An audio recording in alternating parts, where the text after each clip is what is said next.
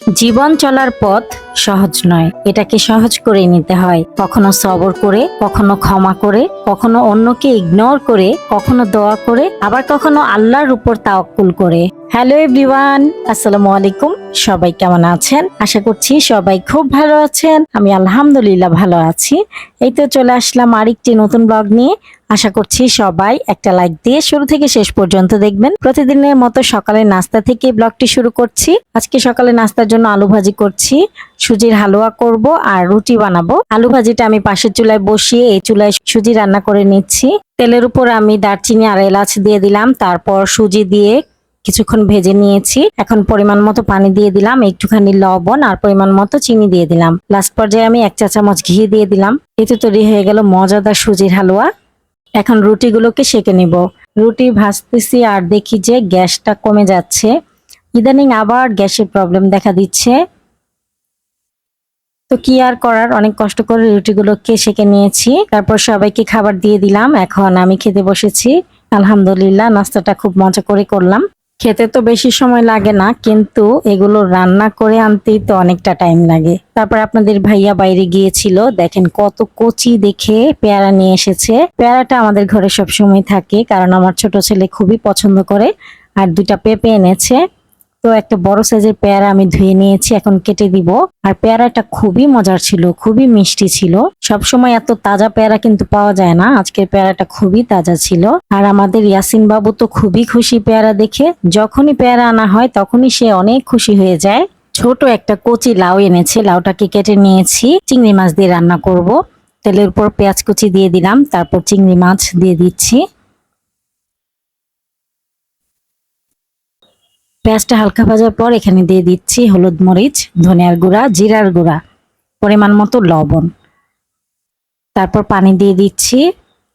আদা রসুন বাটা দিয়ে এই মশলাটাকে খুব ভালো মতো কষিয়ে নিব। মশলা কষানো হয়ে গেছে, তারপরে আমি লাউ দিয়ে দিচ্ছি। লাউটাকে আমি মশলার সাথে কষিয়ে নিব।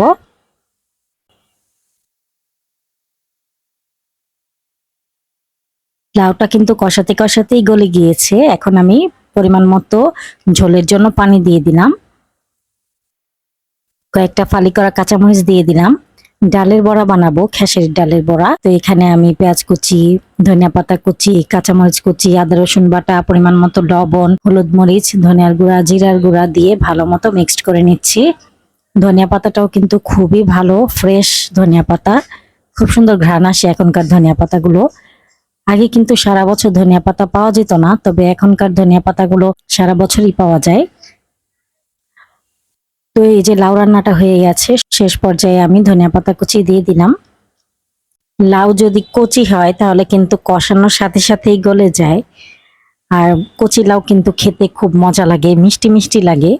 তো এই লাউটাও খুবই মজার ছিল।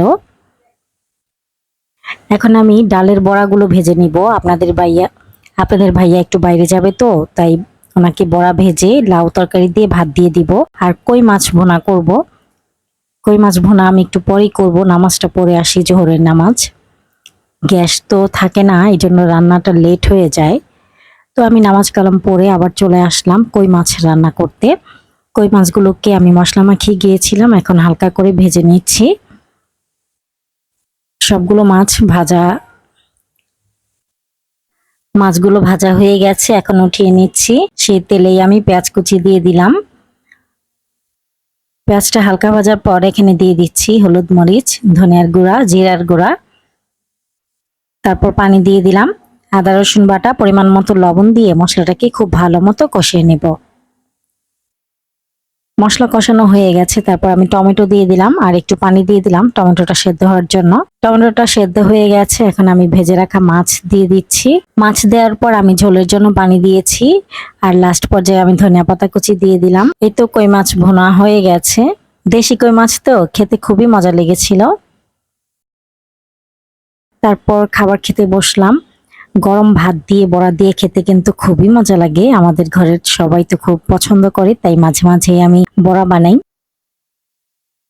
তো খাওয়া দাওয়া শেষ করে কিছুক্ষণ রেস্ট নিয়েছিলাম। তারপর এখন হচ্ছে মাগরিবের নামাজের পর সবার জন্য নাস্তা বানাচ্ছি। পাস্তা রান্না করব, পেঁয়াজ আর কাঁচামরিচ কেটে নিচ্ছি। তারপর বলেন তো আপু ভাইয়ারা, আপনারা কে কোথা থেকে আমার ভিডিওটি দেখছেন আর আমার ভিডিও আপনাদের কাছে কেমন লাগে কমেন্টে জানাতে কিন্তু ভুলবেন না। আর এখন পাস্তাগুলো সেদ্ধ করে নিব। পাস্তা সেদ্ধের সময় একটুখানি তেল দিয়ে দিলাম, এতে করে খুব সুন্দর ঝরঝরে হবে। পাস্তাটা সেদ্ধ হয়ে গেছে, এখন আমি ছেঁকে নিচ্ছি। আর একটা ফ্রাই প্যান বসিয়ে তেল গরম করে নিয়েছি। এখানে আমি পেঁয়াজ কুচি আর কাঁচামরিচ ফালি করে দিয়ে দিলাম। পেঁয়াজটা হালকা ভাজার পর এখানে 2টা ডিম দিয়ে দিলাম। ডিমটাকে ঝোড়া করে ভেজে নিয়েছি, তারপর আমি পাস্তা দিয়ে দিলাম। তারপর আমি পাস্তার ভেতরে যে মশলা ছিল সেই মশলার 2 প্যাকেট দিয়ে দিলাম। সয়া সস দিয়ে দিলাম, একটুখানি লবণও দিয়েছিলাম। এই তো লাস্ট পর্যায়ে আমি টমেটো সস দিয়ে দিলাম। তারপর খুব ভালো মতো মিক্সড করে নিয়েছি। এই তো পাস্তা রান্নাটা হয়ে গেছে।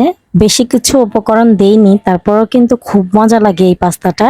তারপর সবাইকে খাবার দিয়ে দিলাম, আমিও খাচ্ছি। সবার জন্য কলা দিয়ে লাচ্ছি বানাচ্ছি। আপনাদের ভাইয়া বলতেছিল তার পরানটা নাকি শাসা করতেছে। ভিডিওটি ভালো লাগলে প্লিজ একটি লাইক দিবেন। ভিডিও সংক্রান্ত কোনো মতামত থাকলে কমেন্টের মাধ্যমে জানাতে পারেন। আজকের মতো ভিডিওটি এ পর্যন্তই। আল্লাহ হাফেজ, আসসালামু আলাইকুম। আমাকে সাপোর্ট করার জন্য আমার ভিডিওটি চাইলে একটা শেয়ার দিতে পারেন। যারা এতক্ষণ পর্যন্ত আমার ভিডিওটি না টেনে সম্পূর্ণ দেখেছেন তাদের সবাইকে অসংখ্য ধন্যবাদ।